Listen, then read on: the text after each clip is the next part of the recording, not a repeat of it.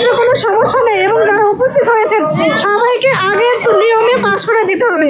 13তম থেকে 17তম এই রুল মেনেই এনটিআরসি ভাইবার ফল প্রদান করেছে। তাহলে আমাদের সময় এই বৈষম্যটা কেন? আমরা জুলাই আন্দোলনের সময় আমাদের ছাত্র সমাজ আমরা অ্যাক্টিভ ছিলাম বলে তারা এই উদ্দেশ্য প্রণোদিতভাবে আমাদের বর্তমান যে সরকার তাদের সাথে আমাদের একটা ফাসাদ সৃষ্টি করার জন্য ওনারা উদ্দেশ্য প্রণোদিতভাবে আমাদেরকে ফেল করিয়েছেন। নয়তো আপনারা এর আগের ফলাফল বিশ্লেষণ করলে দেখতে পাবেন 96-97% পর্যন্ত পাস ছিল। যারা ফেল করেছে তারা শুধু অনুপস্থিত ছিল এবং তাদের কাগজপত্রের সমস্যা ছিল। তাহলে আমরা কি অন্যায়টা করেছি? আমাদের সাথে এই বৈষম্যটা কেন? আমরা এনটিআরসির কাছে জবাব চাই এবং দৃষ্টি আকর্ষণ করতে চাই মাননীয় স্বরাষ্ট্র উপদেষ্টা এবং মাননীয় শিক্ষা উপদেষ্টার। আমাদের এই বৈষম্যের আপনারা একটু নজরদারি করবেন, এর দাবি আমরা জানাচ্ছি। ধন্যবাদ। এর দাবি হচ্ছে যারা এনটিআরসি 18তম ভাইবা প্রার্থী ছিলেন, যারা ভাইবা উপস্থিত ছিলেন এবং যাদের কাগজপত্রে কোনো সমস্যা নেই সবাইকেই তাদের সনদ দিতে হবে। কারণ এনটিআরসি চাকরি দেয় না।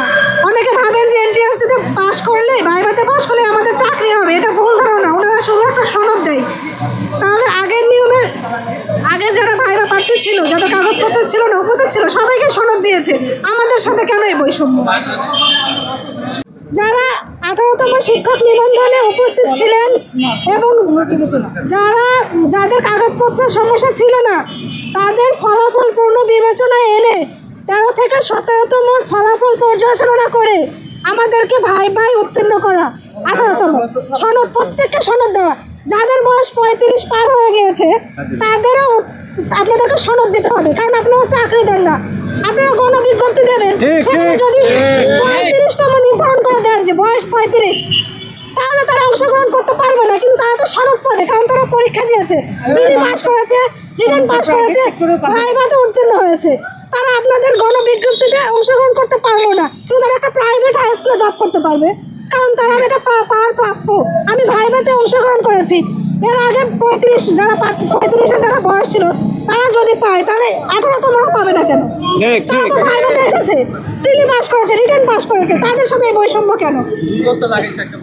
আপনারা প্রিলি থেকে ভাইভা পর্যন্ত 22 মাস সময় লাগিয়েছেন, তাহলে একজন পরীক্ষার্থীর বয়স 35 হয়ে গেছে, এটা কি তার দায়? আপনারা করোনা মহামারীর জন্য 4 বছর পর সার্কুলার দিয়েছিলেন, 4 বছর পর 22 মাস পর আপনারা ভাইবার রেজাল্ট প্রকাশ করলেন, তাহলে দায়টা কার? আপনাদেরকে জবাবদিহি করতে হবে। মূল দাবি ফলাফল পুনর্বিবেচনা করে সর্বোচ্চ পাস নিশ্চিত করতে হবে প্রিলিতে। তার সাথে সাথে আমরা বলতে চাই আগামী 15 জুন আপনারা একটা বিষয় জানেন নাকি, এনটিআরসিতে পাস মানে জব না। ওনারা আমাদের চাকরি দেয় না, ওনারা শুধু সনদ দেয়। এই সনদ এবং ভাইভাতে ফেল করিয়েছে। আমি একটা কথা বলে রাখি, ভাইভাতে কেউ যদি 2 মার্ক পেয়ে